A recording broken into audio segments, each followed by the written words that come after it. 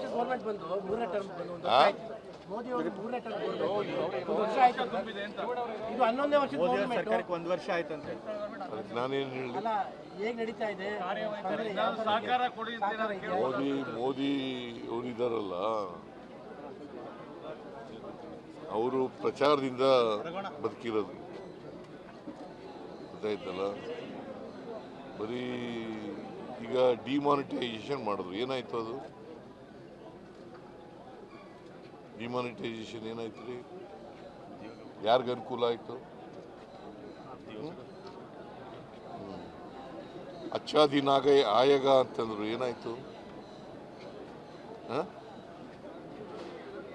ಏನಾಯ್ತು ರೀ?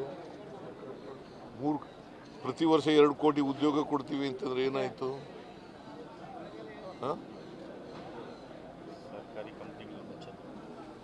ಏನಾಯ್ತಪ್ಪ?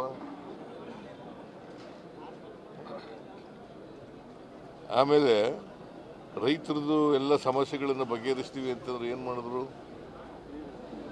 ಯಾಕೆ ಚಳುವಳಿ ಮಾಡಿದ್ರು 1 ವರ್ಷ ರೈತರು?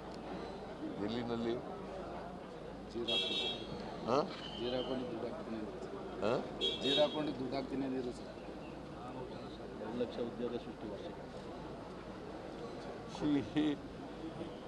ಅವರು ಏನು ಹೇಳಿದ್ರು ಮೇಜರ್ ಆಗಿ ಒಂದನ್ನೂ ಮಾಡಲಿಲ್ಲ. 11 ವರ್ಷ ತುಂಬಿಸಿದ್ದಾರೆ ಅಷ್ಟೇ. ಅದೇನಾಗಿದೆ, ಪ್ರಚಾರದಿಂದ ಮೀಡಿಯಾದವರು ಅವರಿಗೆ ಹೆಚ್ಚು ಪ್ರಚಾರ ಕೊಡ್ತಾರೆ, ಸುಳ್ಳು ವಿಚಾರಗಳನ್ನು ಹೇಳ್ತಾರೆ. ಈಗ ನಾವು ಗ್ಯಾರಂಟಿ ಯೋಜನೆಗಳನ್ನು ಘೋಷಣೆ ಮಾಡಿದಾಗ ಮಾಡೋಕ್ಕಾಗಲ್ಲ, ರಾಜ್ಯ ಸರ್ಕಾರಗಳು ದಿವಾಳಿ ಆಗ್ತವೆ ಅಂತಂದರು. ಅದನ್ನೇ ಕಾಪಿ ಮಾಡಿಬಿಟ್ರು. ಕಾಪಿ ಮಾಡಿದ್ರು ಇಲ್ಲ? ಮಧ್ಯಪ್ರದೇಶದಲ್ಲಿ ಏನು ಮಾಡಿದ್ರು? ರಾಜಸ್ಥಾನದಲ್ಲಿ ಏನು ಮಾಡಿದ್ರು? UP-ನಲ್ಲಿ ಏನು ಮಾಡಿದ್ರು? ಡೆಲ್ಲಿನಲ್ಲಿ ಏನು ಮಾಡಿದ್ರು?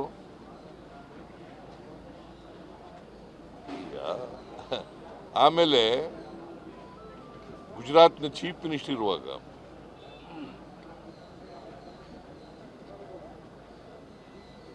ಡೆವಲ್ಯೂಷನ್ ಆಫ್ ಟ್ಯಾಕ್ಸಸ್ನಲ್ಲಿ 50% ಬರಬೇಕು ಅಂತ ಹೇಳಿದ್ರು. ಇವರೇ ಪ್ರೈಮ್ ಮಿನಿಸ್ಟರ್ ಆದರೂ ಏನು ಮಾಡಿದ್ರು?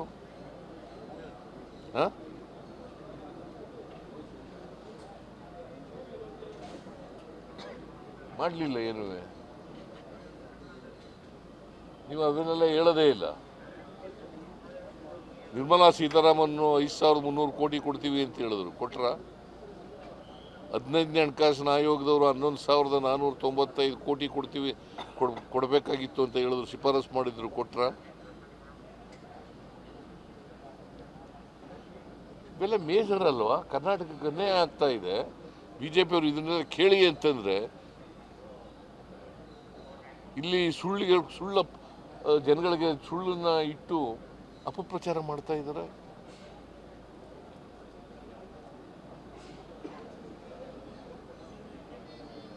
ನೀವು ಎಷ್ಟು ಮಾರ್ಕ್ಸ್ ಕೊಡ್ತೀರಾ ಸರ್ ಆ ಗೌರ್ಮೆಂಟ್ಗೆ? ಯಾರಿಗೆ? ಮೋದಿ ಗೌರ್ಮೆಂಟ್ಗೆ? 0.